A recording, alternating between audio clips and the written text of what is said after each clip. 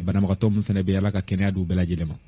N y'a fɔ k'a fɔ n ko télé kuma an ta fɔlɔ an ni télé mɔgɔw ye ɲɔgɔn sɔrɔ an bɛ foli di minnu bɛ k'an lajɛ télé sanfɛ k'a yir'u la k'a fɔ ko nin ye 7/7 de ye ni maa min siɲɛ fɔlɔ don k'an lajɛ ale jɛmukan kunnafonidilaw dama de bɛ wele ale kɛnɛ kan ka se ka baabu kɛ jamana kunkankow kan n kun bɛ ka maa welelenw yira Sori Ibrahim Diallo ka bɔ Renouveau FM na Sori i ni ɲankuma. Kaba k'i fɔ i ka cɛsiri la diyara n ye an tɛ ɲɔgɔn fɛn fɛn bɛ kɛnɛ kɔnɔ k'u bɛɛ lajɛlen fo a diyar'u ye u ni foli ka kan sabula sanga ni wagati bɛɛ lajɛlen ni wele bila u ma u bɛ se an ka kɛnɛ kɔnɔ a wagatiw la an b'u fo a diyar'u ye Renouveau ɲɛmaaw ka foli di u ma u ka cɛsiriw la minnu bɛ k'an lamɛn Mali kɔnɔ Mali kɔ kan an filɛbaga bɛɛ lajɛlen an b'u fo k'u waleɲumandɔn a diyar'u ye ka dugawu don kɛ an ka forow ye silamɛ bɛɛ lajɛlen ka deli masaramani fɛ Ala ka hinɛ bɛɛ lajɛlen na amina yarabi an yɛrɛ y'a ka an ta d'u ma amina yarabi an bɛna min fɔ bi Ala ka ani sababa bɛɛ Ala ka jamana in basigi Ala ka hakili ɲuman di bandaw ma jamana in bɛ se ka mara cogo min na an ka bɔ ni gɛlɛya ninnu kɔnɔ ni fɔkɔɲɔgɔnkɔ ninnu kɔnɔ Ala ka o faamuyali ko ɲuman Ala k'o amina yarabi Ami Baba Cissé Le Figaro ABC bɛɛ lajɛlen b'a dɔw la ABC ni ɲankuma kaba i ni sɔgɔma n bɛ terikew fo minnu bɛ plateau sanfɛ ani minnu tɛ non parce que n'i ko 7/7 c'est beaucoup de confrères k'a fɔ hali ni an minnu tɛ yan nɔ kuma dɔ la an b'an sigi k'a lamɛn k'a lajɛ parce que on apprend chacun l'un de l'autre a y'a fɔ cogo min mɔgɔ caman b'an fo k'u bɛ foli kɛ k'a fɔ u b'an suivi o yɛrɛ de b'a kɛ il faut k'an ka cɛsiri kɛ parce que ni émission bɛ kɛ émission caman dan ça on le sait donc ani gɛlɛya tɛ taa ani cɛsiri baliya tɛ taa donc il faut k'an ka ɲɔgɔn fo o yɔrɔ la donc k'a fɔ tuguni n'i y'a ta k'a lajɛ jamana bɛ cogo min dans certains pays journaux ni radio bɛ minnu fɔ marabagaw bɛ baara kɛ n'o ye an yɛrɛ bɛ bɔ yɔrɔ jan de ka n'an hakilina fɔ donc n'a sɔrɔ an bɛ mun fɔ mɔgɔw bɛ baara kɛ n'o ye a fili bɛ dɔgɔya an ta bɛ se ka fɛn ɲɛ chaîne wɛrɛ ta bɛ se ka fɛn ɲɛ donc je pense que l'objectif o ye n'an bɛ fɛn min fɔ nafa ka se ka bɔ a la donc an bɛ bɛɛ lajɛlen fɔ ayiwa nin ye Mamutu Tangara ale siɲɛ fɔlɔ ye an ka kɛnɛ kan hali n'o y'a sɔrɔ an masuruna mɔgɔba dɔ a mɛnna ale ye an kɔrɔkɛ Ala ma hinɛ la Tijani Tangara ale dɔgɔkɛ don a ye journal ta hali n'o y'a sɔrɔ journal tun b'a yɛrɛ bolo nka anw b'a fɔ k'a fɔ ko les dénonciateurs o maa ɲɛmaa dɔ bi bi in na Mamutu i ni ɲankuma ka n'i ye siɲɛ fɔlɔ ka na an ka kɛnɛ kan nisɔndiya jumɛn b'i la. Effectivement Isa nisɔndiya belebele k'i fo k'i waleɲuman dɔn ka Renouveau ɲɛmɔgɔso fo ka barokɛɲɔgɔn bɛɛ lajɛlen fo jɛmukan in kanubagaw ka bɛɛ lajɛlen fo Mali kɔnɔ ani Mali kɔ kan ne ka nisɔndiya tɛ se ka fɔ ka ban parce que bi kɔni de Ala y'a latigɛ sinon il y a très longtemps an delila ka ɲɔgɔn contacter pour que n bɛ se ka na kɛnɛ in kan donc o hukumu kɔnɔna la encore une fois ka bɛɛ fo ka bɛɛ waleɲuman dɔn ka dugawu kɛ jamana ko de don Ala ka jamana basigi ka jamana in jɔ ka kan bɛɛ sago ye amina yarabi o la babu bɛ tali kɛ min kan bi babuba fila dɔrɔn de b'an bolo walasa an ka se ka caman fu la o kun fɔlɔ ye min an b'a dɔn k'a fɔ dɔgɔko in kɔnɔ min ye cakɛlaw olu ka lafasajɛkuluba ye INTM ale ka baara bila sen fɛ o kɛra ɲuguɲugu ni ɲagaɲaga wuli ye olu ni lafasajɛkulu minnu n'o sigilen don sariyatigiw tɔgɔ la ɲɔgɔn jaabiw yɛrɛ bɔra a la fo sariya lafasajɛkulu olu yɛrɛ ye kunnafoni di baro kɛ n hakili la an balimakɛ ninnu bɛɛ tun b'a kɛnɛ kan an bɛna an da don o la n'an bɔr'o la Muktar Wan ka gouvernement filanan sigili ko a gɛlɛyalen don kosɛbɛ tubabuw b'a fɔ min ma ko accouchement très difficile kuma caman fɔra la alamisa su kana juma la yɛrɛ maaw yɛrɛ tun ye munumunu caman durun don an bɛna an nɛn don o ni ɲɔgɔn cɛ an t'a bila dagirinda babu kun fɔlɔ o bɛ tali kɛ INTM ani syndicat des magistrats olu ka bɛnbaliya d'abord Malik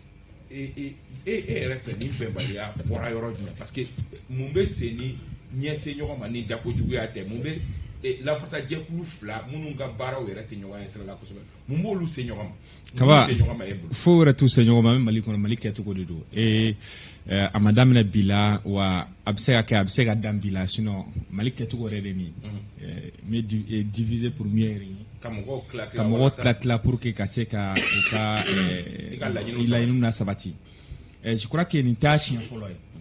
ka fɔ nin suguya ka kɛ nin bɛ kɛ kɔɔri bɛɛ lajɛlen ɲɔgɔn cɛ a ma se ka kɛ fɛn kelen yɛrɛ la an bɛ se k'a fɔ o ye syndicat de l'éducation ye olu de ɲɔgɔn cɛla la an m'a ye ka fara farali ma se ka k'o la hali o yɛrɛ la waati dɔ la u y'a essayer ka se ka farafarali na olu ɲɔgɔn cɛla la parce que an y'a ye k'a fɔ les syndicats de l'enseignement supérieur olu tun bɔra ka fɛn dɔw kɛ ka yira k'a fɔ k'u bɛ kalan cogo min na ka se ka farafarali mais o bɛɛ n'a ta mun ye syndicat tɔ ninnu ye minnu bɛ fɛn kɔnɔ synergie d'action kɔnɔ i b'a ye k'a fɔ olu continue toujours k'u ka lutte kɛ donc an bɛ se ka fɔ nin tɛ fɛn fɔlɔ ye kɛlɛ bɔr'o la dɛ oui an bɛ se ka fɔ nin tɛ fɛn fɔlɔ ye en même temps fɔnkɔɲɔgɔnya min bɛ ninnu ne t'a fɛ o fɔnkɔɲɔgɔnya parce que n'i ye jateminɛ kɛ magistrat ka grève dɔ kɛra en 2017 septembre 2017 fo y'a sɔrɔ a waati la maître Mamadou Konaté de tun ye ministre de la justice ye a wagati bunna kojugu fo u tilayɔrɔ tun o syndicat yɛrɛ farala Sherifu taara fo u taara ka taa syndicat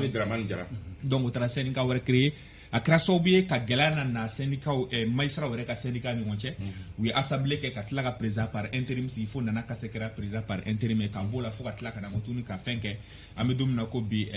procureur Kasoko o ye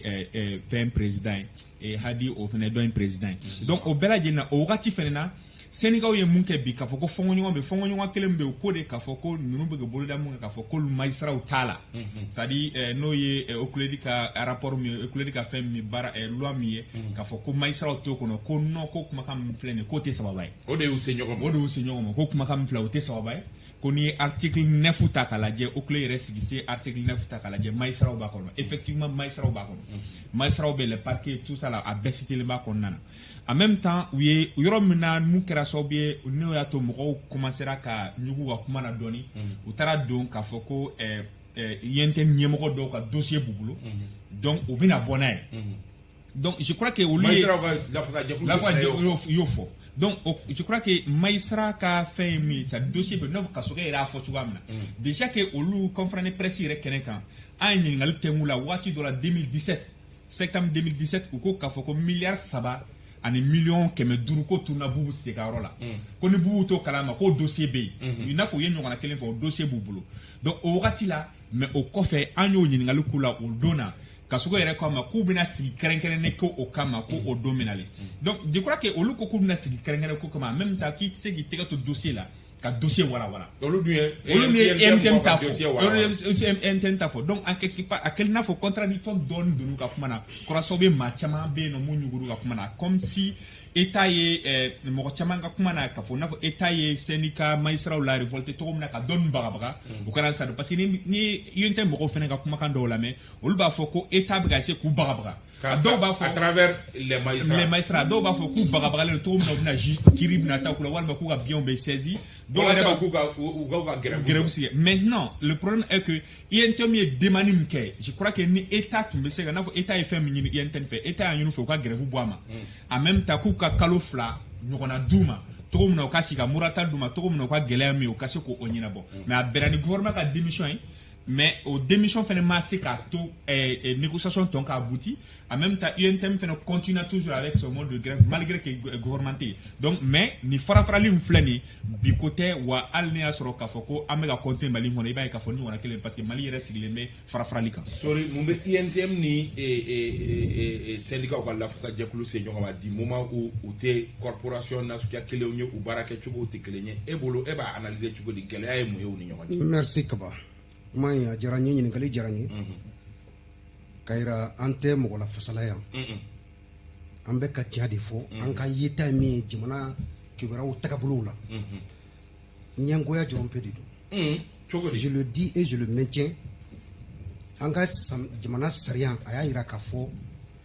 baarakɛda dɔw bɛ yen statut particulier b'u bolo u bɛ se ka laɲiniw kɛ wagati dɔw la ka fɛn dɔw sɔrɔ k'a sɔrɔ u ma pase ni jɛkulu tɔw ka laɲiniw ka kɛcogo ye n'i ye an ka kiiri tigilamɔgɔw ta magistrats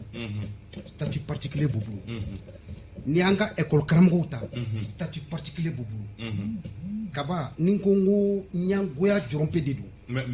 ne peux pas comprendre ka nuancer ni fitini magistrats ta ni lɔgɔlimɛtiriw ta tɛ kelen ye kosɛbɛ n b'a fɛ ka min fɔ tout simplement UNTM ka kɛlɛ in fɛn 2 de laɲininen don min tɛ k'a fɔ a kɔnɔna la o ye jumɛn ye farankan dɔ kɛra école karamɔgɔw ka sɔrɔ kan article 39 fɔ a ma bɛn UNTM ma hali sini an ka kuma tiɲɛ fɔ kelen magistrats 2017 u ye 3 mois de grève de kɛ u ka laline de kɔnɔ. I bɛ ka min fɔ a Diallo b'i bolo 2018 kaba a Diallo b'i bolo mais n bɛ ka min f'i ɲɛna ne m'o de f'i ɲɛna wa n ko ne tɛ mɔgɔ la fasala ye an tɛ mɔgɔ duba la mais n'u m'a fɔ e bɛ se k'a fɔ ne bɛna le o moi je n'ai pas fini c'est-à-dire je ne peux pas comprendre jamana bɛ état min na bi on est 20 millions de Maliens aujourd'hui kaba n'i ye Mali fonctionnaire ta hali an tɛ 1 million bɔ mais bi min ye bi ye grève in tile 5 grève in a ye jamana kɔnɔ den bɛɛ faga. Donc au je n'ai pas fini. Non, tu ne m'as pas laissé terminer. C'est-à-dire n'i ye ɲininkali don n ka ɲininkali kɔrɔ ka sɔrɔ ma tila dɔrɔn i tɛ n faamu. N ko d'abord ɲɛngoya don parce que sɔrɔ min bɛ magistrat la UNTM b'a fɛ o sɔrɔ in an ka taa sɔrɔ kelen na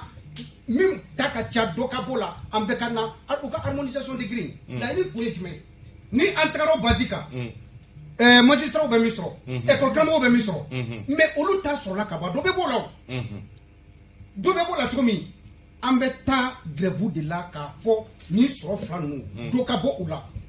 donc mankan ka ban. donc e bolo INTM mɔgɔw t'u ka laɲini na nka mɔgɔ wɛrɛw ka laɲini u bɛ fɛ olu de ka dabila wa. mais kaba ce que je vais te dire an ka se nin yɔrɔ la foyi tɛ a sababu ni jɔnpe. ayiwa an bɛ segin ka na i ka téléphone lajɛ i ka téléphone bɛ ka so Ami Baba Cissé source ye mun ye kɛlɛ kun ye mun ye. Kɛlɛ kun ye mun ye n'i y'a ta k'a lajɛ c'est vrai que magistrat wulila ka joli kɛ a ma mɛn mais ce n'était pas par rapport à quoi que ce soit. Je pense que INTM ɲɛmaa dɔ de kumana a ma mɛn o kumana Kassim ka émission na n kɔrɔkɛ Kassim ka émission na o de y'i da don ko caman na donc kuma wulila yen nɔ de parce que ale y'a da don magistrat ka wari ko kuma la ani Malik bɔra ka fɔ cogo min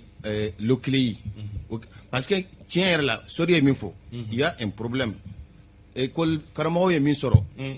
INTM n'est pas d'accord avec ça. Ou yo faut nous même on a parlé avec des responsables de l'INTM. Ou faut hal kuna sini ou bien sini kunu dedo. Syndicat enseignant syndicat nous ya communiquer bon. Parce que ulu fana ko ni INTM est fendo soro. Normalement on veut faire mais pourtant article 39 appliquera à travers INTM ga soro de ngo de article 39 ah mais dit local mais ils ont INTM c'est quoi contrôle. Non, ils ont un statut particulier. Maintenant parce que ni INTM faranga soro. On veut faire enseignant ko de article 39 ah on est ko de fo. Donc vous asari ube mun ñina harmonisation aka gelen o ka sega kew parce que keme nani be bolo keme duru bene bolo na fora ko wa kelen be farambe kan antira ke kelen jusqu'à présent chaque fois qu'on augmente on va aussi augmenter donc a gela bena bon bref magistrat oui ko communiquer que par rapport à l'outrage à magistrat parce que ou datumbe au delà bon au kuma de kono ils ont aussi dit que kuma chama be ka fo achite tien o goro de la ou donne INTM ka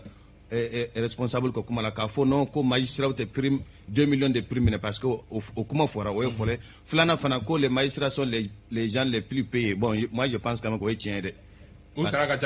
c'est que nous on a vu une grille salariale c'est normal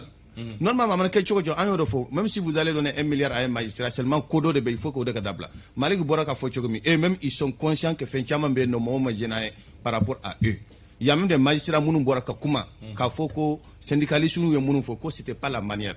Un magistrat doit se mettre au-dessus. Ni gele anana kodo be ibatoy. Hal ala mo bu neni okuma be dabla à plus forte raison des magistrats. Mais il faut que akadabla quoi. Nous on est d'accord avec les magistrats sur un certain point et ne wala nya finyana. Ngoma aujourd'hui bede beneni. Mo shite on a no mun teke neni dans l'exercice même de sa fonction. Dina mo nenina président nenina magistrat wer be kaneni donc mo te mal la min te kaneni et c'est des gens qui sont sur ces réseaux là munu be kake sinon ici ni mo kuma jugu fo sans erreur de kuma bugo ka ba tikida donc pour te dire que les médias conventionnels kodo benon ni filla bi seka à rectifier mais les réseaux il y a trop de faux profils itado mi join donc globalement les magistrats et les syndicats je pense que au clé à faire au fana tient parce que né jité la main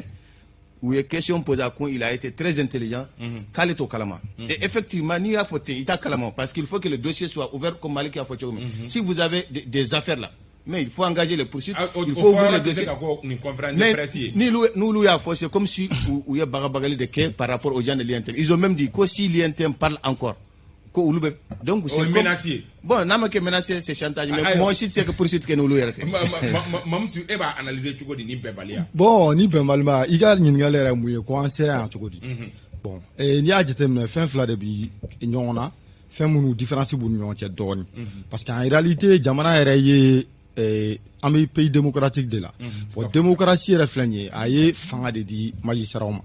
n'i y'a jateminɛ n'i ko ko kiri c'est ça an ka fɔ ten jamana ye fanga di kiribolo ma donc mɔgɔ bɛ baara kɛ kiribolo kɔnɔ jamana ye a bɛɛ kɛ faama ye i y'a faamuya président de la république ni ministre tɛmɛnen kɔfɛ an b'a fɔ minnu ma ko parlement bon yan an b'a dɔn assemblée de la hali n'a sɔrɔ yɔrɔ wɛrɛ parlementaire wɛrɛw bɛ yen mun tɛ assemblée députés ye maintenant olu tɛmɛnen kɔfɛ magistrats de bɛna sariya baarakɛlaw donc ni jamana yɛrɛ jɛna ka fanga di olu ma a bɛ komi jamana yɛrɛ olu bila tɔ ɲɛ ni sira dɔ ye quoi maintenant ni syndicat bɛɛ ka rôle de ye kelen ye aw bɛ baara kɛ pour que ka se k'aw ka intérêt de défendre voilà ka défendre donc o ye syndicat yɛrɛ ka objectif yɛrɛ ye quoi maintenant ni UNTM bi k'a ka revendication kɛ revendication kɔnɔna la a maga nana kɛ sarako la ani avantage wɛrɛw sɔrɔ sira fɛ bon o ti baasi ye ils sont libres de faire ça maintenant ne b'a dɔn kɛlɛ in nana mun na le fait que u bɔra ka kuma ka bolo ɲɛsin magistrats ka sarako ma kɛlɛ in yɛrɛ kɔni a déclenchera o de kama parce que n b'a dɔn magistrats ye fɛn mun ye o ye c'est la grande miette olu ti kuma ten ka caya mais o t'an ka kɔsa nin na lafasajɛkulu fila ninnu olu ka kuma ka ca dɔɔni dɛ non bon peut-être u fana u ka fɛnw b'u bolo parce que ne y'a ye u kumana yɔrɔ o yɔrɔ hali Maliki ka kuma na ale y'a jira k'a fɔ ko kumaw fɔra ɲɔgɔn kɔ conférence de presse na bon ne yɛrɛ kɔni bolo mɔgɔ min bi sariya ka taabolo faamuya i b'a ye olu bɛ fɛn o fɛn kɛ u bi fɛn fila de jate a la u b'a fɔ minnu ma ko principe en même temps u bɛ tila ka exception fana kɛ principe la c'est à dire que fɛn minnu yamaralen don ka kɛ ani dan sigilen don yɔrɔ minnu na donc olu bɛ baara kɛ tuma bɛɛ ni o yɔrɔ de ye n'i ye magistrat ka baara ta k'a lajɛ sisan i b'i se k'a bila i kunna k'a fɔ en principe ko k'a fɔ ko voilà ka fara a kan très bien i bɛ se k'a fɔ k'u man ka nin kɛ fiyewu mais i bɛ taa sɔrɔ sira dɔw fɛ yamara b'u bolo ka o fɛn kɛ donc je pense que u ye ɲɔgɔn sɔrɔ mun na o de y'i ka ɲininkali ye o de ye syndicats bɔra ka kuma minnu fɔ u magara magistrats la mais est-ce que o fana kan k'olu dusu bɔ fo ka taa ninnu ka dossier kumaw ni fɛnw bien sûr a b'u dusu bɔ parce que i b'a dɔn jamana yɛrɛ kɔnɔ parce que olu bɔlen lafasajɛkulu hukumu kɔnɔ ka na u yɛrɛ ka baara hukumu kɔnɔ olu bɛ ka u ka baara u bɛ ka lafasajɛkulu baara ni magistrat baara man ka don ɲɔgɔn na lafasajɛkulu mɔgɔ dɔw de bɔra magistrats de farala ɲɔgɔn kan pour que ka se ka corporation dɔ défendre n'i y'a mɛn ko syndicat minnu bɛ ka baara kɛ olu de farala ɲɔgɔn kan donc a fila tɛ se ka bɔ ɲɔgɔn na toujours magistrats de don maintenant n'i y'a mɛn i bɛ syndicat la o k'a sɔrɔ i bɛ SAM la ou bien i bɛ Silima la o k'a sɔrɔ i ye magistrat de maintenant yɔrɔ dɔ fana bɛ yen nɔ état mais est-ce que SAM ni Silima militant kan ka par exemple dossier min b'i bolo k'o dossier kuma fɔ SAM ni Silima tɔgɔla kɛlɛ u ko jamana yɛrɛ ɲɛ bɛ syndicats de la sisan jamana bɛ siran syndicats ɲɛ ça c'est clair an filɛ yɔrɔ min na syndicats de bɛ se ka jamana pousser ka don ko la komi hali ni jamana ka hɛrɛ t'a la ou hali n'a tɛ jamana arranger parce que u filɛ ka mun kɛ o ye dugu paralyser o da man di jamana la maintenant syndicats fana bɛ siran magistrats ɲɛ sira dɔw fɛ INTM parce que mɔgɔ minnu bɛ INTM kɔnɔ a caman bɛ yen nɔ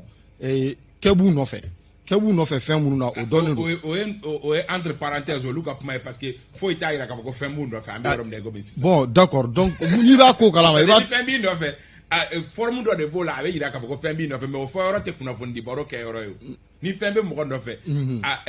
sɛbɛnfura de bɛ ci a ma k'a fɔ ko kiri mago b'i la mais a tɛ taa fɔ kunnafoni di yɔrɔ la mais ne yɛrɛ bolo ni ko kɛra cogo dɔ la normalement ni aw fana bɛ fɛ ka fɛn dɔ kɛ administration ko de don a bɛ se ka papiers ci ɲɔgɔn ma ka ɲɔgɔn ladɔnniya mais ni dɔ taar'i sigi radio so la ka fɛn dɔ fɔ ka dɔ indexer peut-être n'a fana ye occasion wɛrɛ sɔrɔ qui n'est même pas propice a fana b'i profiter ka o kelen kɛ donc magistrat ye bɔli mun kɛ peut-être n'o tɛ syndicats tun bɛ ko kɛ mun fana INTM mɔgɔw tun bɛ se ka ko wɛrɛ kɛ mun fana ka jugu ka tɛmɛ nin bɛɛ kan awɔ ko fila de don d'abord kuma fɔlɔ min ye kuma yɛrɛ ɲɛsin magistrats ma c'est un syndicaliste de l'INTM parce que o kuma de don ni syndicaliste kumana syndicaliste de bɛ se k'u jaabi magistrat tɛ se ka kuma parce que hali n'i y'a ta k'a lajɛ wariko kuma min fɔra par rapport à l'INTM c'est pas Kasoge qui a dit ça directement mais non pour te dire référence à Ousmane Traoré est-ce que a ye magistrat kelen de fɔ a ko Oclé kelen don ka mɔgɔ caman esprit député b'a la magistrat b'a la mais n'a y'o fɔ il faut que magistrat ka bɔ k'a fɔ ko o tɛ tiɲɛ Maliki y'a fɔ cogo min o tɛ tiɲɛ les magistrats sont impliqués dans la loi contre l'enrichissement mais a fana argument dɔw di o ye fɔlɔ o argument o ye ko wɛrɛ mais au moins a tun bɛ se k'a fɔ dɔrɔn elle n'est pas inclusive la loi a bɛ se k'o fɔ quoi mais n'i ye mɔgɔ ta a tɔgɔ ma surtout que magistrat u b'a dɔn ko o tɛ tiɲɛ c'est pourquoi magistrat fana bɔra k'a fɔ u ye min fɔ o tɛ la vérité ye dɛ la vérité ye min ye dɛ il y a des biens qui ont été saisis parce que o kelen ye rapport dɔ de bila ko INT mɔgɔ caman tɔgɔ b'a kɔnɔ so dɔw bɛ yen nɔ minnu b'olu tɔgɔ la ani fɛn wɛrɛ caman caman ani wari caman caman a bɛɛ fɔra nous on peut pas certifier mais le CLEI quand même o y'o baara kɛ parce que comme j'ai dit nous on a eu des informations on a ces informations aussi mais les magistrats olu tɛ se k'a fɔ cogo min an bɛ k'a fɔ cogo min s'il y a une instruction olu bɛ se k'u da di mais nous en tant que journaliste an bɛ se ka fɛn caman fɔ bon gɛlɛya bɛ yen nɔ de donc INT bɛ fɛ o loi de ka yɛlɛma ou bien peut-être même a ka bɔ yen. Entre les deux, on ne sait pas quelle sera l'option. Malik, maintenant, ne peut faire comme c'est-à-dire il faut qu'on a famille à bon quoi. Mais sera au cas côté mina où il y a faut que check comme comme faut te ka dalodiala. Ils ont tout à fait raison. Mais du moment où au bureau qu'on a faut qu'à fort nous mou colocher mais bon nous ka dossier. C'est pour cela que moi j'ai pris le micro cassé ka question reste sama parce qu'à nyona en 2017 ali Chine malais sigilen ku ga 3 milliards 500 millions de francs CFA ka kono yo kelenga communiquer la bu blale nyona a wakati la yo communiquer kelenga ka foko ni 3 milliards tourner e ka yoro la ino kamé bona dossier pour moi akina fo 2017 la comme fait ma bola ne fene nyingali ke yala fait ma bola yala fene te ba o ka fenga tap mo ba mo blale nyona pour moi ça dit ce n'est pas ntaro ma foto comme na autrement que maïsra ka baraye quoi ka fɔ ni ma nin kɛ tan k'i bagabaga n'i ka dossier magistrat ka fɛn min ka kiiri tigɛ n'a fɔ u yɛrɛ y'a fɔ cogo min na u yɛrɛ dɔ fɔ olu bɛ ka kiiri tigɛ jamana kɔnɔdenw de wa ni kiiri tigɛ cogo fana ma ɲɛ a ka kan anw fana jamanadenw ka wari donna yɔrɔ o yɔrɔ o fana ka se ka labɔ maintenant magistrat ka rectifier k'a fɔ ko syndical ye kuma min fɔ o tɛ sababa ye ka tila ka mɔgɔw bila ka taa sɛbɛn kɔnɔ mɔgɔw yɛrɛ ɲɛ y'a ye mɔgɔw k'a ye ka article fɔ mɔgɔw ye ils ont vraiment raison mais du moins u bɔra cadre kɔnɔ comme n y'a fɔ cogo min na ka se ka nin fɔ e y'a fɔ cogo min na sira wɛrɛw bɛ yen mun bɛ se k'a jira jamana kɔnɔdenw na k'a fɔ ko nin syndicalisme ou ka dossier be écrit le procureur en charge du dossier peut organiser une conférence de presse anya jamana wɛrɛ kɔn a bɛ bɔ ni fɛn a bɛ bɔ conférence de presse la wa ni dossier bɛ yen nɔ ni enquête an bɛ bɔ niveau la ka taa niveau la c'est à dire a bɛ bɔ ka walawalali di jamana kɔnɔdenw ma a k'i n'a fɔ enquête bɛ sen na par rapport aux théories de 10 11 procureur bɛ se ka bɔ hali a bɛ se ka kɛ chaque semaine ni an ye jamana wɛrɛ kɔ hali ni attentat kɛra chaque heure ou bien chaque jour le procureur sort pour dire que enquête be niveau là an sera ka mɔgɔ hakɛ interpeller an sera ka ni hakɛ interpeller an min ka se ni ma walima ni suspect mais il faut que kɛlɛ de ka kɛ pour que an ka bɔ dossier kala ma ko dossier les dossiers sont pendants alors que le moment c'est-à-dire au wagati la procureur ba en charge du dossier était comme syndicaliste en même temps président d'un syndicat donc allez te blé ka na fo procureur quoi n'a faut procureur dossier babulu atime comme aya faut trop les 3 milliards 500 millions parce que dossier be kasoke hakila jina kasoke de ye dossier full économique procureur ale de ye syndicat sam fene ñemoy maintenant comme aya faut trop na yin ngali kala encore les 3 milliards 500 millions de francs CFA 2017 aya kuma kan fo akobe tugo quoi bina conférence kren le kaka akayoro la pôle économique là ni fene na tume ce qui profite au fene fait ka ni fene ke ka dossier be wala je crois que a conférence kren c'est là tumbe question chama poser la ko ka abu be renvoyer ka ta pour l'économie na Rome na les procureur you know a se ka wala dollar donc ni dossier sou la a fait me se ka wala di jamana ko doma a bibi na enquête be sena ara au clair ka rapport drama ni enquête be sena ni ko be sena ni kanga interpeller donc je crois que c'est déjà au cadre formel do mumba ira ka fo jamana ko don se ka fen fo mais ne traque bagabagali parce que ne ba jate ne bagabale jusqu'à preuve du contraire parce que 2017 au kele ne kera amana fayala parce que mo kele me se ka to bibina Boubou Sissé parce que on a fait ne ma fa Boubou ya Boubou Sissé 3 milliards 500 millions tunna ka fena mo kele me se ka ke sobe kala sigina jamana jigina kono o masara ne se ka ke et se ka ke donc on le akuma kan fo donc non mo ke wala ke bibina o le fo fena ko dossier fena be ne ba fo ibe siga sorry Ibrahim Diallo anya ka fo kuna fon di baro yin fe amada INTM mangan drama outrage à magistrat ani fenwere ou dasero loma il a convaincra wa tour de table quoi aye la convaincre explication on nous dit explication me dira c'est-à-dire que convaincre lui de matade aye wala fo ka de matade chogodi wa man dalilu iba don critique la mo na baka barala anye kuna fondila di o bara ambo tagabulu don critique la kiri mana tege jagoya ma fla de be côté do la min ni sojara ani min mani soja c'est-à-dire mi e kiri gagné wal mi e kiri perdu o tiɲɛ maa min b'o bange o ye kiiri tigilamɔgɔ de ye a bɛ sinsin fɛn dɔ de kan ka aw bɔ ɲɔgɔn na o baaraw ale de b'o dɔn bon e min ye kunnafonidila ye e t'o dɔn n'i ko k'i bɛ kiiri tigilamɔgɔ k'i b'a fɛn fɔ a ma a ka baara kelenw kɔnɔ k'a sɔrɔ i t'a dɔn a ye i basé dalu min kan ka maa ninnu départager i bɛ don fili kɔnɔ. Sorry mais il a segin n fana jɔ ɲininkali de bɛ baro in ja o de ye baro in importance ye maa minnu minɛna Vieux outrage à magistrat Bouba Fane outrage à magistrat Abdoul Niang outrage à magistrat Seydou Oumar Traoré outrage à magistrat Rasbach outrage à magistrat min fɔra est ce que ninnu kelen la jumɛn ye o kɛ ka juge ta a tɔgɔ ma k'a nɛni bon kaba i ka ɲininkali in ka gɛlɛn dɔɔni non n bɛ na parce que olu jumɛn bɛ yen bon peut-être que Seydou t'a la Seydou ko clocardisation de la justice mais tɔ ninnu a kelen la kelen fɔ ɲɛna min ye juge ta a tɔgɔ ma k'a nɛni parce que a m'o de fɔ ko n'i ye juge de nɛni k'i bɛ se ka décision de justice sɔsɔ ko n'i ye juge de nɛni jumɛn ye juge nɛni merci beaucoup ɲininkali in a bɛ n degun dɔɔni parce que i ye maa o maa fɔ nin ye an bɛɛ lajɛlen an baarakɛɲɔgɔn de don j'arrive magistrat de b'a dɔn kiiri tigilamɔgɔ de b'a dɔn n'i ye nin kuma fɔ i ye damatɛmɛ wale kɛ non n'i ye nin kuma fɔ k'a fɔ k'a se niveau la i ye damatɛmɛ wale kɛ au niveau au outrage au magistrat ka acte qualifié ou bien ka fait qualifié juge de bɛ se k'o dɔn ne tɛ se k'o dɔn olu ka baara de don n b'a fɛ ka min f'i ye tout simplement ici la kaba ninnu ye conférence min kɛ nin ye ne kelen tɛ dɛ kunnafonidila caman maa caman bɛ yen hali vidéomaniw b'a la hali bloqueurs b'a la maa caman bɛ yen a kɛra sababu ye ka maaw la kunnafoniya outrage à magistrat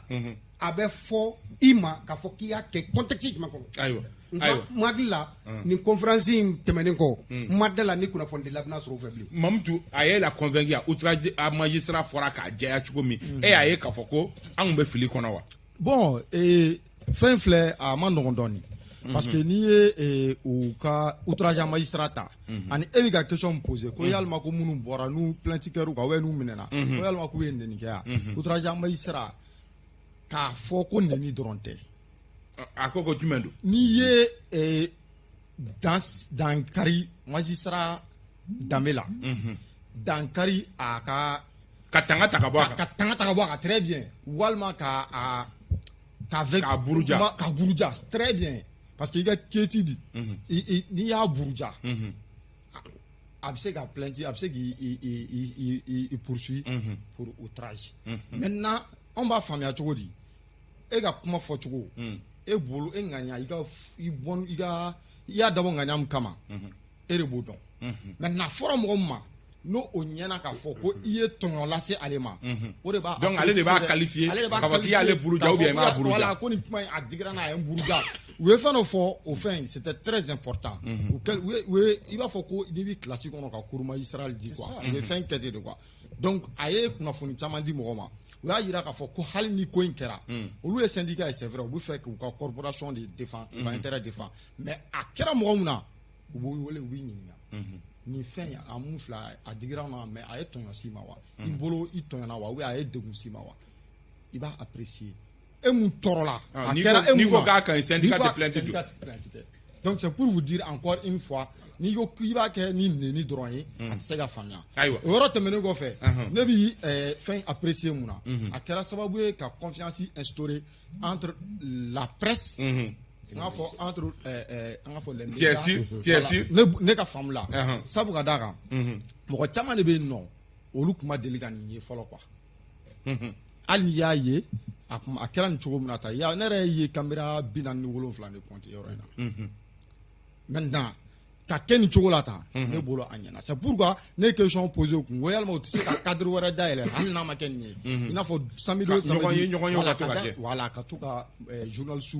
informé u ka taabolo la o bɛ journaliste yɛrɛ ja jɔ u ka taa f'u ɲɛna bɔn nin hakilila bɛ yen ou bien nin fɛn bɛ yen o b'u olu yɛrɛ dɛmɛ u ka baara la nka hali u ka baara in kɔnɔna la magistrat dɔw bɛ yen nɔ olu ti baara kɛ i n'a fɔ a kan ka kɛ cogoya min na maintenant n'u sera ka cadre ɲɛnama dɔ dayɛlɛ kunnafonidilaw ni u baarakɛɲɔgɔn olu yɛrɛ ni ɲɔgɔn cɛ a ka ca Ala fɛ u bɛ se ka ladɔnniya comportement la mun yɛrɛ ti baara in taabolo ye ou bien mun bɛ se ka dan sigi baara in na u ka baarakɛɲɔgɔn dɔw fɛ. Kaba ne bɛ taa fɔ k'a fɔ ko n satisfera mais yɔrɔ dɔ la ne bɛ se k'a fɔ n walawalala parce que u ka conférence de presse in kɔfɛ n bɛ se ka n da don magistrat ka ko la ka ɲɛfɔ n'a y a le bison madame na ka niveau de là parce que ou yé assurance sudama parce que au lieu de côté qui be se ka juger à ka décision il be se ka critiquer même ni a soro ka fo mais jamana wéro la décision de justice était critiquée. Oui, bon au lieu de afo il a faut que Kasuko était très clair comme mais il faut pas s'attaquer au juge ou au magistrat, c'est-à-dire la personne même du juge. N'a faut kaba critiquer et ga critiquer même non ne be se ka fo kaba une critiquer ne bolo ni critiquer to ni manya tanto la il be se ko o ika ni songoya irauka mais ka fo kaba rebeta ko de kuma wore ko de mais au kerawa dans l'histoire. Bon, ne koni nyata la na bora Arasbach tala en même temps Seydou Mario ta photo clochardisation. Allez au moufo na boro lui là parce que lui mo ta automa. Sinon et Vieblen tape B, Siriga kiri de ka. Voilà, maintenant au lieu voilà Vieblen tape mais Siriga kiri mais allez décision ça de ko kasu mais ay kasu ko kelin ta automa wati là parce que a fene i nyeshi kasu de ma wati là. Bu ka kuma fol là ikri nyeshi juju yele maka jita kerenkere nama a on mu wuye mufo. Mais ça ne fait pas comment tu as aucun mais ne pas globalement. Donc maintenant il y a ta globalement donc à quelque sorte au lieu de arrêter les bambous donc voilà maintenant on ko ni kuma dona ni wala le kofe anya anisere ka blanc archive la galeka donc mina fene na nyini gara kunjuma na ye maisera ka décision il y a critiqué wala mais il y a clinata daka ambo bo daka da fene ko fene be ka nga prévu mais ne be se ka mou fodron ni koni na ni ye mouye do bagabagali de do bagabagali fait meno parce que kaba net se ka décision critique to shi ne me to fo ti se ka kew aywa o ti se ka kew akina fo muktarwan ka akana muktarwan ga bilan ko ne ka kuma muktarwan ga bilan ne ka muktarwan to fo ti se ka kew je suis obligé de dire muktarwan ay dans sa go yoro la walman yoro la ni manya bulo oui mo so ko fo mais net ne o ne kana o re fo donc on a mis ça il kato yere de ki dabora parce que miya me ka fo ki bina italonadi italonadi donc me fait ga mufo ça dit garanga dolu iki frati en même temps frati bala ni koni tara iki frati mais o frati fene na itasro c'est-à-dire à ka dogon chansi ka dogon parce que il be to kuma na il be to kuma na kana ko 600 ne to kuma na asara do ne ka sogo ta kenena ka ta polo economy na nga dossier balé balé kan fo ya to fo wal ya to fo donc on a sugula maintenant mu ni ta fanflay ni ta fanflay o kon akra maïsra akra mo sugo sur la loi sur la cybercriminalité est là maïsra kotoye journaliste kotoye walma o bedi ni mo e kabandeni i kaba bi se ka plenty de bugati ga ba o be ni mo buru ma isra o mo woro kra mo i buru jara al ni mo e foro ta ka bla réseaux sociaux ka na ma ja e kaba bi se ka plenty de bugati donc o woro ko na ko na ma se ka fo ko ka fo mo ina ble mais woro mo ka fo ki ka ni décision critiquer mais kra si ma isra ma mais peut-être ou be fait ka rom fo misala ne kana do e kaba ka vie privée là ka fo kaba e betan e farkolo betan to la e re ka demaya betan to la e don to betan to la donc au moufle ni no oro fene na oro fene te ba système est-ce que do on dra ka so lu yo do fo ai mais oro de o de fora mali non est satisfaira wa bon ni attaque à la nous on a toujours fait attention magistrat ko kola ce n'est pas qu'en Bessirou en yo do fo que 2017 kelen on de o kele que pour que ou mi soro ou ka soko soro on ti se que sira mag on mu deme pour que sini na un problème soro ou ka on toy non on veut que ni sharia betiga akatiga nyama maintenant où mu fo Kasoge a même pris un exemple parce que Kasoge ko ni président par exemple, ni le président a décision ta na manière, tu peux dire que le président n'a pas bien vu, il n'a pas été bien inspiré. Mais quand faut que le président a été idiot, ko ote faux, ko comment faut tu vois la façon rarement non il y a des gens ce n'est pas seulement outrage ou il y a menace on n'a pas parlé d'Abdou Niangou on y de Okeleke mais les magistrats que tu as vu on a tous participé pour que anga mo munu minera ou kablao on a fait ça en cachette ce qui n'est pas normal sur un terrain judiciaire là il sait que Josoro la preuve est que mon fin fait accusera a betara wala ou le rafo mais olu chamambe olu afo de koni akobora mina jamana de baby il y en a conséquences peut-être qu'on peut qualifier cela de menaces ouais. Mais pas quand même outrage non la menace là quand tu dis à un magistrat ni maninke ni ndebe boila oui menace même le président de la République au sait qu'il faut juger ni critiquer c'est pour ngo mo munu be ka fo mo munu fagara kubita pression que banda ka ube Mokhtar Wan ka non le pouvoir est séparé il faut au début il faut aller dire ça au magistrat voilà ne plus faire un fara fo o de u ma fo ko critique tey parce que u exemple yɛrɛ ta mais fɛn minnu fɔra olu ni non u y'a fɔ ko olu yɛrɛ critique ninnu b'olu yɛrɛ dɛmɛ parce que u y'a yira k'a fɔ olu b'u inspiré hali universitaires ou des professeurs olu b'i livre minnu bɔ an b'a fɔ olu ma ko doctrine olu de fana b'i magistrat dɛmɛ ka se ka sariya yɛrɛ sinsɛn kosɛbɛ maintenant ni critique tɛ yen ni yamaruya ma di ko ka critique kɛ sariya tɛ se ka fɛnsɛn comme n'a fɔ mɔgɔ b'a fɛ a ka kɛ cogoya min na donc critique bɛ yen mais kɛcogo de don donc ne tun bɛ fɛ ka yen yɔrɔ de d'a kan. an bɛ taa an ka dossier filanan kɔnɔ ka sababu kɛ dɔgɔkun in gɛlɛyara kosɛbɛ nin ye dɔgɔkun kelen ani tile kelen ye gouvernement tɛ Mali la hali n'o y'a sɔrɔ INT mɔgɔ an bɔra olu ka grève kuma la o gouvernement sigili ko an bɔra kabi maaw bɛ k'u yɛrɛ ɲininka k'a bɛ na lundi mardi mercredi jeudi vendredi halisa gouvernement a ma se ka sɔrɔ Sori Ibrahim Diallo kunnafoni bɔlɔlenw bɛ aw minnu bolo a blocage bɛ yɔrɔ jumɛn mun de bɛ ka Muktar Wan bali k'a ka gouvernement sigi. Kaba ye n cɛrɔ kunnafoni balolen tɛ n bolo dɛ. Kunnafoni balolen b'i bolo sa. D'accord Kaba n b'a fɛ ka min fɔ nin yɔrɔ la. Mun de blocage ye mun ye. Blocage yɔrɔ ka ca parce que an tɛ se ka wara faga e ka don waragolo la k'i bɛ ne la siraw ye. Tiɲɛ. n b'o kuma n b'o. wala n m'a faamu. Voilà o kɔrɔ ye min ye tout simplement. Sɔrɔsiw bilara kɛlɛfɛ ni gouvernement sigi cogo la. U tɛ se ka ɲa. O de kɛra wa. O de don o de bɛ ka blocage in yɛrɛ kɛ. O mɔgɔ joli. n bɛ ka min f'i ɲɛna Kaba depuis Muktar Wan démissionné na don min. démission o kɔrɔ. baara dɔ kalifali la. n hakili la walima an hakili la baara in kan ka se niveau dɔ la. I ka kɛta kɔnɔ a ma se o yɔrɔ la. I ma an jigi ma fa baara in i b'a sɔnbɛ. démission kɔrɔw de ye. mɔgɔ min démissionné na. sur place o yɔrɔ kelen na e ka danaya kɔrɔkɔrɔya ka ta ka da o kan. I ni maaw de bɛ ka jɛ ka baara kɛ. c'est vrai an ka sariya ko ten président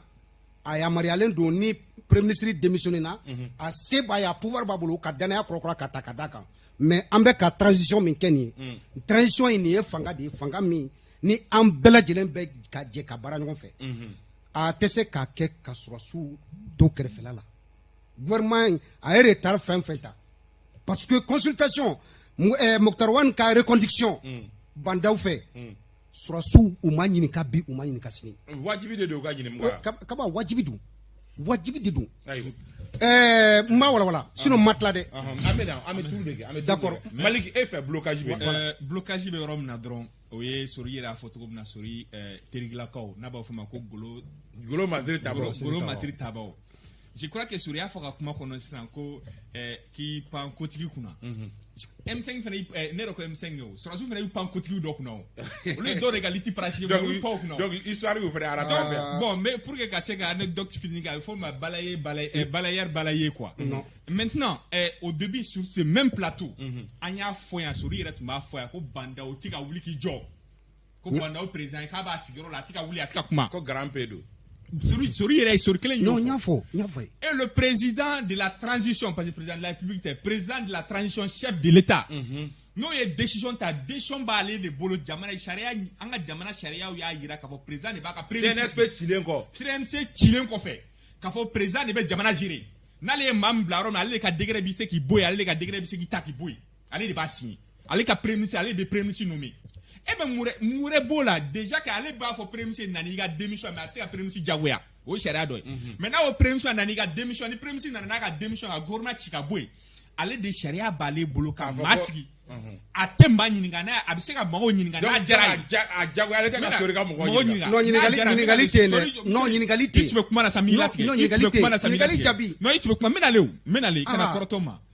a sariya yamara bɛ Bandaw bolo. A k'i n'a fɔ e ka plateau kan sa yamara b'i bolo e bɛ se k'i ka équipe sigi en place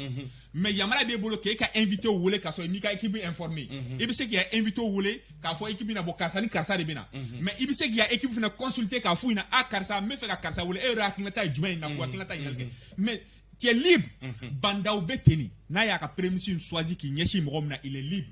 n'a y'a ja fana a bɛ mɔgɔ ɲininka. donc blocage kun tɛ. blocage kun tɛ o n'i y'a sɔrɔ sɔrɔsiw nakun u nadon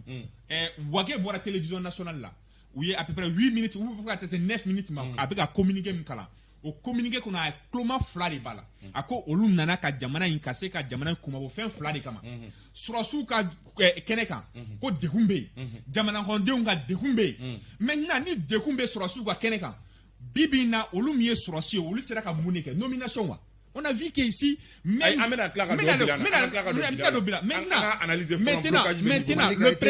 le président de transition, il a décidé de nommer son premier ministre. Il a décidé de nommer les membres du gouvernement. Sorossi beta moun, olu beta moun joroko la déjà. No le CNSP il retira ka boy. Olu yere be postu do la mouye ka foko Sorossi afara ko Asimi bora Sorossi ala wa. Est-ce qu'afara ko wage bora Sorossi ala wa? Afara ko muribe ko na bora ba. Donc non ma foko au bora Sorossi ala. Ko fo gouvernement tira ka be wuli ka joko bloquer si be ko fo ka nyininga. Gouvernement misi ko wasigi. Et que au ta bora maliko la au ta kera au were de wa. Est-ce que c'est normal que ni o ya soro tien do ka foko blocage be Sorossi de ka niveau là. Est-ce que c'est normal Sorossi ka nomination gouvernement sigili bloqué amé niveau mina ko mimbi? Non, bon, ne on a été au anglais. En réalité, d'abord, Mouya Soumaya, il y a une alliée. Parce que, allez, Moufo, au tissé que blocage, blocage. Parce que Charako, ni Premier ministre, en a gouvernement. Parce que la démission du Premier ministre fait démissionner le gouvernement. Donc, allez, qu'on connaît la barre, la barre intachou, qui bi boit la pour les cas, car au dollar. À le Premier ministre voilà donc il y a ma bi fera de gouvernement là Sarabi Premier ministre de Wajibia a démission rendu parce que gouvernement fallait démission on sait que maintenant que non ni Jama du gouvernement non ça peut même être le Premier ministre Sorini Jama Takacha mais ni Premier ministre Gundo a compté répondre sur place non mais mot de Mania mais le président de la République, ça parce que Jamana Sera Shumba de président, c'est le président de la République qui nomme le premier ministre. Et sur proposition du premier ministre, il nomme les autres membres du gouvernement. Donc, bon, Mouya Soumaya, président de la République, quel est premier ministre choisi, qui est la France, à voyager. Il y a famille. Mais premier ministre, c'est le gouvernement qui est le président de la République. Kele flana beyaye asigile muteo moko ko aujourd'hui il y a quand on no munu ko kolu sema de foila bon jamana ko redo c'est pas gâteau éclaté mais jamana ko ni ye a donc foko jamana den be joro bi jamana jola iti moko écarté donc aye dialogue instauré aya essayer kam ko consulter anya ye bewele la presque ya famia fonera ko ngole li yere dama be ga teme parce que ni ye société civile wele ka olu ga fa wele ka syndicat leader religieux wele ka jeune wele ka muso ka jagulu wele ka so lu be se ku yere so jagulu ba on ben ni ya ye uyo bege mi se ka fo bu fe ka gouvernement de large bu se ka gouvernement walangata lin abi fe ko resigi donc ka fo de ko Sorasou kelno ka ko bloqué ne woni ne to don quoi to no de ni prévu bi bolo la mais ne to don à mes niveau mina Hilbert Mounoumbe ka foko a bloqué est-ce normal que engagé au niveau ma transition on a dit oui moi je pense que c'est normal moi je suis totalement d'accord avec Sori Ninkoumaina parce que d'abord on n'est pas dans un état normal Mali qui a fait au début tu sais que coup d'état qui era Janfare qui era depuis au début le CNSP Outara Banda Outakana kuma Moshita Kalama s'il y a trahison là ils sont tous impliqués là-dedans à quoi kera chokome ou le à donc entre temps moi joli de nomera soit par décret soit en conseil des ministres Banda ou Sigileniana les colonels nommés un peu partout là c'est Banda qui a tout chapeauté. Donc, moi, les militaires ont nommé. On a tous condamné ça ici. Nous, moi, je fais partie de ceux qui ont tapé sur les colonels.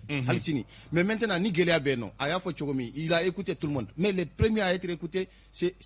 les militaires et les M5. Actuellement, M5 Flene Kulba, avec Bandao. Ils sont en train de changer peut-être parce qu'ils cherchent des garanties. Nous, garanties. Ni à la boire là, John de Bissek garantie du Djoma. Nous, fait que drones, on cherche toujours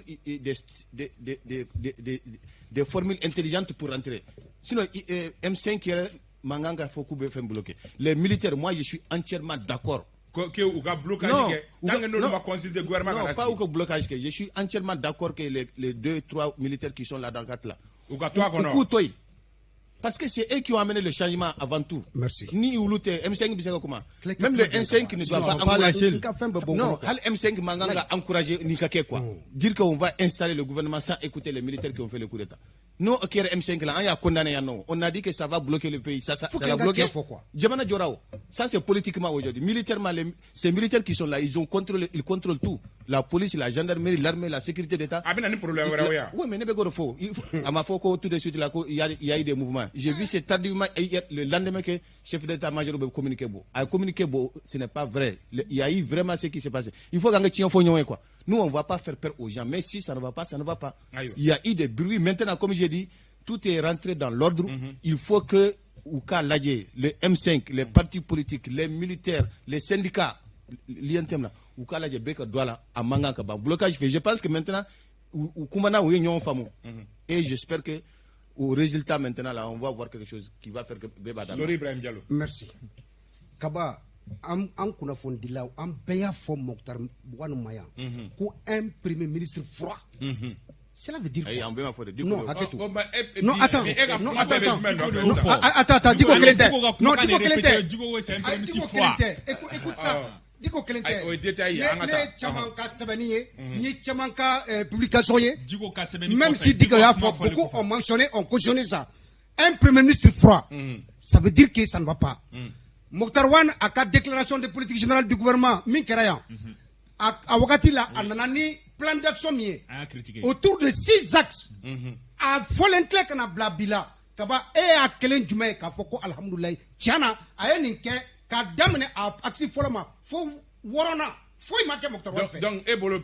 Mokhtar Wane ne devait pas être reconduit. Il ne devait pas être reconduit. Et d'ailleurs, je précise, je n'ai pas dit que les militaires ont bloqué. Et la raison qui fait aujourd'hui que l'ici m'a bonné. La mise en place du gouvernement. Kaba, militaire ou ma yinika di. Ni militaire ou ma yinika, atisi ka sigiu. Et tu vois dit. Atisi ka ke. Mek Maglen Fina Mokhtar Wane est reconduit. J'arrive. Non, j'arrive. Non, je n'ai pas fini. Je n'ai atisi ka ke. Mounou ere kanka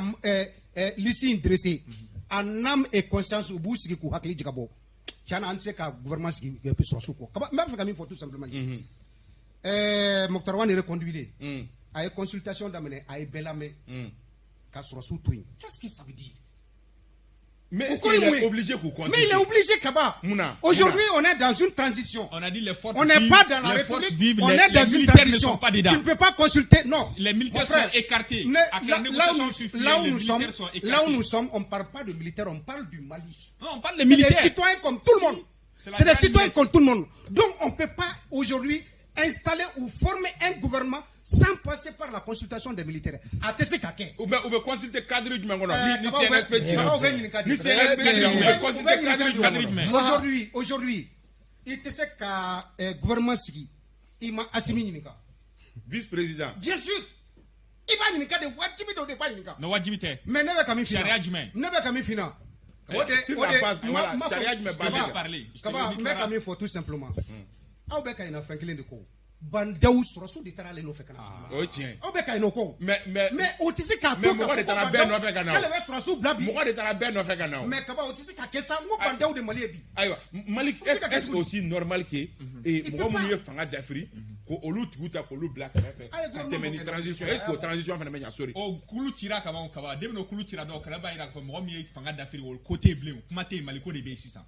Mali bɛɛ seginna a fɔra déjà depuis coup d'État kɛra k'a fɔ ko constitution bɛ to a place la charte fɛnɛ nana o fɛnɛ kɔfɛ a fɔra ko jɛkulu min ye coup d'État k'o cira ka bɔ yen e ma mun wɛrɛ bɛ yen ka ban jɛkulu in tɛ yen bilen o et en même temps CNSP en même temps Kaba n bɛ fɛ ka mun fɔ Mokhtar Wane ka ɲi Mokhtar Wane ma ɲi a reconduire a ma ne ka kuma to o yɔrɔ la k'a fɔ Mokhtar Wane ka bilan est positif ou pas ne ka kuma to o yɔrɔ la Mokhtar Wane il est n t'a dɔn ma le premier ministre de la situation n ka kuma to o yɔrɔ la n ka kuma bɛ yɔrɔ min na le président a le plein droit de choisir son premier ministre k'a ka premier ministre ta k'a sɔrɔ a ma mɔgɔ si ɲininka o droit bɛ président bolo k'o kɛ wa maa si tɛ se k'o bali k'a gouvernement former n'a ma bɛn o ma n'o ma bɛn maliyɛnw ma maliyɛn mun ye danaya ta k'a di président ni président élu don bandaw ta ye mun ye ni mɔgɔw de wɛrɛ ɲuman k'a fɔ ko u taara comité dɔ sigi en place ko de bandaw nommé n'o ma bɛn n'a ye mun de sariya ye mun de fɔ o ko la pour que premier ministre min bɛ yen nɔ n'o ma bɛn maliyɛn bɛ bɔ k'u ka nisɔngoya jira k'a fɔ an tɛ nin premier ministre fɛ mais c'est pas aux militaires an bɛ wagati min na komi sisan Assimi va parler Assimi bɛ consulter à kun de quoi Katibé ou à coup de quoi Katibé le président de Minale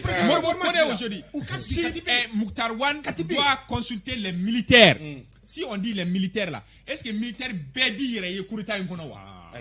Et si on doit consulter les militaires, qui va représenter les militaires? Très bien. Les hauts gradés. Les hauts gradés. La société civile, c'est-à-dire nous, quand on est civil, on journal soufflé. Ni mutarwan kan ka journal sur rencontre abigné ci joma les fêtières au tewa ni syndicat wara mkan ka société civile atinye ci olka jekulu mawa jenu ka atinye ci ka jekulu ma muso ka jekulu atinye ci mawa na bi ni ci ka militaire rencontre abe jone wolé vice-président voilà. En qualité de quoi? Mais en qualité de vice-président? Non.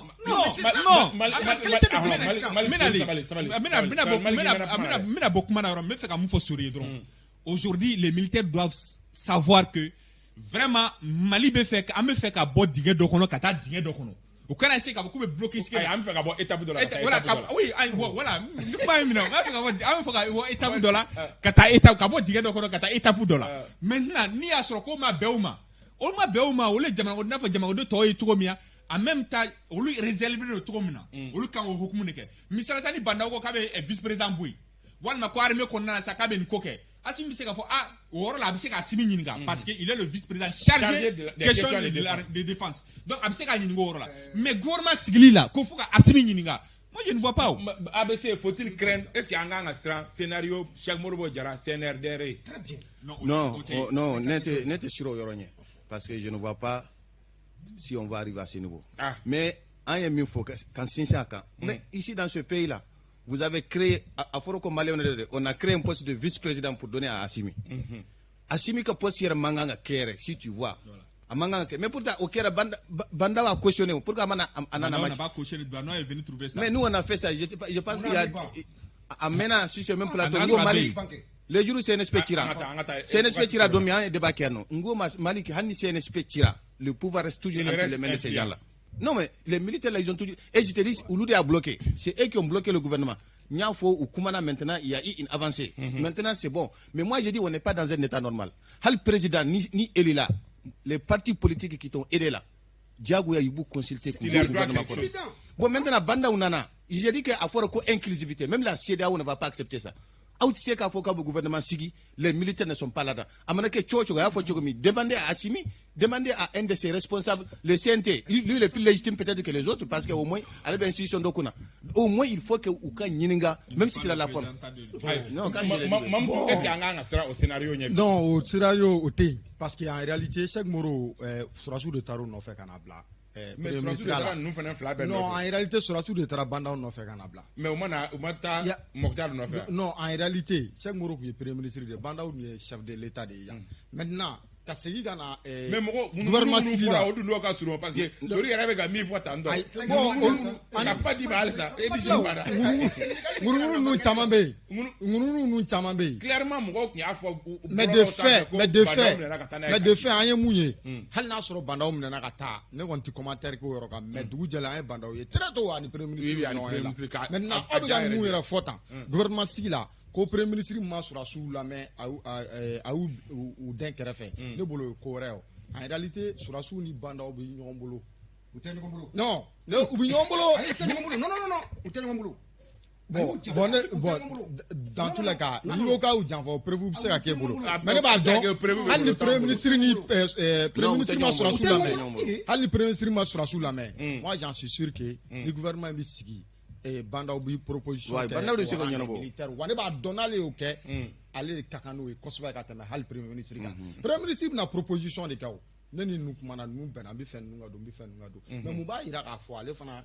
a fana ti ka o ɲɔgɔn baara kɛ k'a fɔ bon sini ni d'ici premier ministre ka liste nana bon ni surasi hakɛ filɛ ni expert hakɛ filɛ ninnu fara kan ka gouvernement ayiwa wagati korona kosɛbɛ ka foli ani tanuni di an kanubagaw ma kɛrɛnkɛrɛnnenya la an bɛ seri jara fɔ k'a bɛ ka jamukan la commandant Fode Kone k'a fɔ ka waleɲuman dɔn Awoye Ture Madame Dugara k'a fɔ ka waleɲuman dɔn ka foli di Alimami Sangata ma yan fo ORTM na Ismaël Yoro Diko an kɔrɔkɛ don an bɛ a fɔ k'a waleɲuman dɔn Mohamed Draman Traoré k'a fɔ k'a waleɲuman dɔn Bamusa Sisoko Jokolo Jo Bamusa an bɛ a fɔ Yusuf Fadiga Samunu an bɛ a fɔ k'a waleɲuman dɔn k'a hakililajɛ k'a fɔ festival de Somaso o be damne sibiridoya ina kari be kala ndele be kala ne be na kunda yenga kata o nyalaje ja délégation belebele ba ka bo groupe renouveau la olu be nu kunda yenga ngane baroke nyokoto olu be nu kunda Mamadou Kan ka dengulu kero kan sa ka soge bien Mamadou Kan ka dengulu awa ga ala ka dembalo ka nakanja ka buga dogoni ma welele ko Malik Konaté ka bo Horon TV la Sori Ibrahim Diallo ka bo renouveau FM na Ami Baba Cissé Figaro Mamadou Tagala dénonciateur ame foli di Bintou Napopolo me nege karafe la radio fanfɛ Ousmane Togo ale bolo pembe réalisation na Mamadou Z Traoré régidantel na nyabe fuzen daw fana na yenno aya fo Somaso kaw ye ko an caman ba be nale aw ka ambe Somaso belanitugu keneka